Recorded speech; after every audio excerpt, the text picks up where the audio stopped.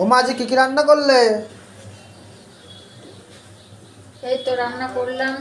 এখানে গরম গরম ধোয়াটা ভাত আছে হাঁড়িতে, সবে মাত্র নামালাম। এখানে করেছি ভ্যারাইটিস সবজি দিয়ে একটা তরকারি, যার মধ্যে আছে মূলো, ছিম, কুমড়ো, বেগুন, টমেটো আর আলু। এই দিয়ে একটা তরকারি, নিরামিষ তরকারি। আর এখানে করেছি আলু আর ফুলকপি দিয়ে একটা গামাখা ঝোল। আর এই যে এখানে ছোট ছোট করে বেগুন কেটে নিয়েছি, বেসনের ব্যাটার করে নিয়েছি। এখানে আমি এখন একটু গরম গরম বেগুনি ভাজছি ছোট ছোট করে।